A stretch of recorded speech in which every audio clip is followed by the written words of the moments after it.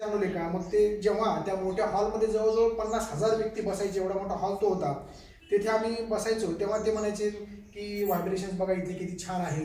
मी म्हणायचो कसली व्हायब्रेशन, त्यांना जाणवतात मला जाणवत नाही. असं सगळ्या गोष्टी असायच्या सुरुवातीला.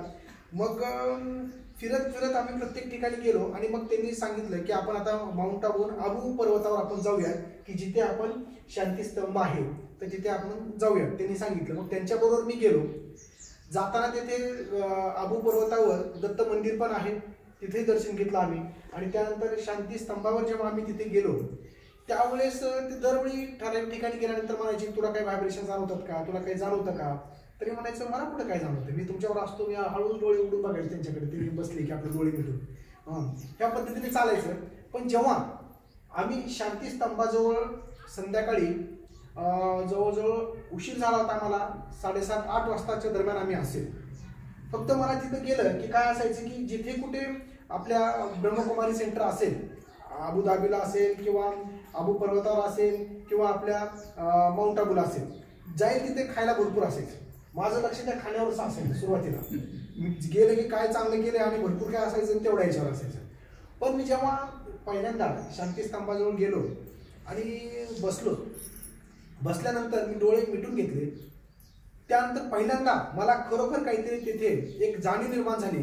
मला माहिती पण नव्हतं की मी ज्याच्या समोर बसलोय ते शांतीस्तंभ म्हणजे ब्रह्माबाबांचा आहे हे सुद्धा माहिती नाही. मला फक्त घेऊन गेले, मी तिथं त्या रूममध्ये त्यांचा फोटो होता तेवढं पाहिलं, त्यांनी जे बसणारा झोका आहे तिथं मी ते पाहिलं. मला वाटलं तशाच प्रकारचं काहीतरी असेल, सगळेजण बसले, मी बसलो. पण तिथं पहिल्यांदा बसल्यानंतर अक्षरशः अशा प्रकारचा प्रकाश जाणवला. खूप मोठा असा प्रकाशामध्ये मी बसलोय आणि खूप वर्ण कुठला तर प्रकाश येतोय आणि माझ्या अंगावर पडतोय आणि मला आजूबाजूला कोणतरी एक परी पाहते आहे, अशा प्रकारचं मला दृश्य दिसायला लागलं. मला ते लक्षातच आलं नाही नेमकं काय चाललं काय नाही वगैरे बाकीचं. माझ्या अंगावर शहारे आले आणि मी गळून गेलो.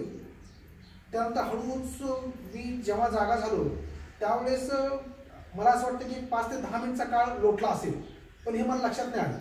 पण जेव्हा मी हळूच डोळे उघडले आणि आजूबाजूला पाहिलं त्यावेळेस ज्यांना मी बघत होतो हे 2-3 दिवस की ते काय करतात काय नाही, तर ते मला बघत होते की हा तिथे बसून काय करतो. तर अशा प्रकारची मला प्रचिती शांतीस्तंभाच्या ठिकाणी गेल्यावर मला झाली. आणि त्यानंतर मला त्यांनी सांगितलं की हेच ब्रह्मबाबांचं जे समाधी आहे किंवा त्यालाच आपण पॉवर ऑफ पीस असे म्हणू.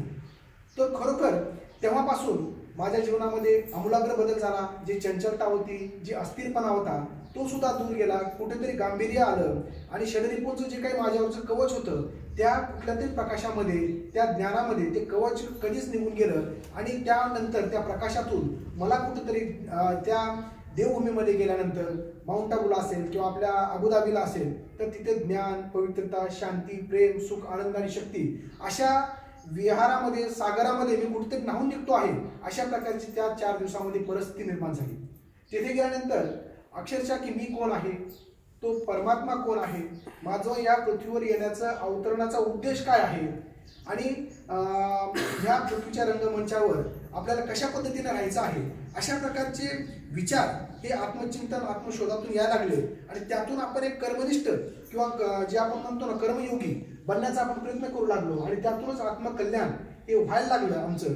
आणि त्यातूनच विश्वकल्याणासाठी जे काही बाबांनी संदेश दिला की जसं आपण म्हणतो की वसुधैव कुटुंबकम, म्हणजे जो व्यक्ती राजयोग मेडिटेशनमध्ये किंवा आपल्या ब्रह्मकुमारी विश्वविद्यालयामध्ये येऊन राजयोग शिकतो आणि विशेषतः आपल्या माउंट आबूला, अबुधाबीला जाऊन येतो, आबू पर्वतावर, तर तेथे गेल्यानंतर तो त्याचा जो संसार असतो तो अवघाची संसार सुखाचा करीने आनंद भरीने 3 लोके अशा प्रकारचा होऊन जातो. त्यांच्या स्वतःच्या स्वार्थाच्या भिंती तुटतात आणि एका दृष्टीने तो वनस्पती सृष्टी, प्राणीसृष्टी, मानवसृष्टी एकाच पद्धतीने गॉड अँड गॉड्स पार्टिकल अशा पद्धतीने त्याची दृष्टी निर्माण होऊन जाते.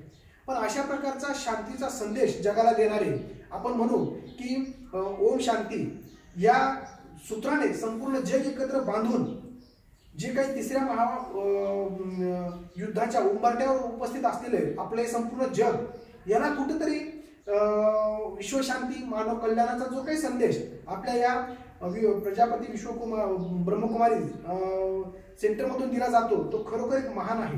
पण ह्या जे राजयोग मेडिटेशनमुळे आपण षडरिपूंचं कवच जाळून जे काही आत्मगुण संपन्न होतो तर त्यामागे ब्रह्माबाबांनी खूप काही कष्ट केलेले आहेत. म्हणजे जसं म्हणून आपण की एखादं मोठं आंब्याचं वृक्ष निर्माण व्हायचं असेल आणि त्याचे फळं फुलं आपण चाकत असू, त्याच्यावर घरटे होतात, वेगवेगळ्या प्रकारची त्याची सावली, सगळ्या गोष्टी आपल्याला मिळतात. पण त्यासाठी एखाद्या बीजाला स्वतःचं आत्मसमर्पण द्यावं लागतं, स्वतःचं अस्तित्व नष्ट करावं लागतं. तशा प्रकारचं अस्तित्व नष्ट या ब्रह्माबाबांनी केलं. जे शिवबाबाचे अंश होते त्यांनी अक्षरशः पाकिस्तानच्या, जेव्हा भारत हा एकसंघ होता तेव्हा ते संपूर्ण पाकिस्तानमध्ये येत होतं. पण तिथे ज्यावेळेस फाळणी झाली त्यावेळेस त्यांना स्वतःला तिथले जे काही ब्रह्मकुमारीज असतील, जे आपले भाई असतील, ह्या सगळ्यांना घेऊन अक्षरशः हातामध्ये सुटकेसा घेऊन चालत त्यांना भारतामध्ये यावं लागलं. आणि काही ठिकाणी थांबत त्यांना शेवटी अंतर्ज्ञान झालं की आपल्याला अबू पर्वतावर जावं लागेल की जिथं साक्षात शिवाने तपश्चर्या केलेली आहे. मग तेव्हा तिथं ते संपूर्ण गेले आणि त्या छोट्यासा बीज हे पुन्हा त्यांनी लावलं. आणि आज जे वटवृक्ष संपूर्ण जगामध्ये निर्माण झालेला आहे आणि त्या वटवृक्षाच्या सावलीचे, मायेचे, शांतीचा जे काही आपण फळ चाकत आहोत आणि ज्याच्यामुळं एक मानव हा विविधतेने जो काही नटलेला जरी असला, धर्म, जाती, पंथ, भेदभाव, तो कुठंतरी नष्ट होऊन एका सूत्रामध्ये शांतिमय ओम शांती या सूत्रामध्ये बांधण्याचा प्रयत्न केला आणि प्रत्येकाला स्वस्वरूपाची जाणीव निर्माण करून दिली की मी तोच शांतीपूर्ण आत्मा आहे आणि त्या परमपित्या परमात्म्याचा एक मी अंश आहे आणि त्यामुळे मी या सृष्टीचा, जगाचा एक मालक आहे, उत्तराधिकारी आहे. अशा प्रकारचे ज्यावेळेस आत्मभावावर तिने आरोप केलं तेव्हा आपली भीती किंवा जी काही आपण शारीरिक भावावर जगतो तर ते कधीच बंधनं तुटून एक निर्भयी आणि एक दैवी जीवन, परोपकारी आणि दैदिप्यमान जीवन जगण्याचं जे काही संदेश आहे त्या राजयोग मेडिटेशनद्वारे आपल्या ब्रह्मबाबांनी दिलेला आहे. तर अशा प्रकारे खरोखर त्यांनी दिलेला जो काही शांतीचा संदेश आहे, जे काही राजयोग मेडिटेशनमधून प्रत्येक जण स्वस्वरूपाची जाणीव निर्माण करून आत्मकल्याणाबरोबर विश्वकल्याण साधण्याचा जो काही मार्ग त्यांनी दिलेला आहे, तर त्या मार्गावर सदैव आपण आरूढ राहणे हेच आपण या ब्रह्माबाबांच्या पिताश्री जे आहेत आपले 55वे पुण्यस्मृती दिनी जर आपण व्रत घेतलं आणि तशा पद्धतीचे जास्तीत जास्त लोकांना याचा लाभ करून देण्यासाठी त्यांना आपल्या आपापल्या ठिकाणी प्रत्येक गावोगावी जे काही ब्रह्मकुमारी विश्वविद्यालय आहेत त्या ठिकाणी त्यांना अन्न, त्यांना राजयोग मेडिटेशनमध्ये आणून त्यांना स्वस्वरूपाची जाणीव निर्माण करून त्यांना ह्या सगळ्या सृष्टीमध्ये जसं कमळ चिखलामध्ये राहतं अलिप्तपणे तशा पद्धतीने त्यांना ह्या जगाच्या रंगमंचावर एक विशेष व्यक्तिमत्व घडवून देणं ही एक प्रकारची समाजसेवा आणि एक प्रकारची देशसेवाच आहे.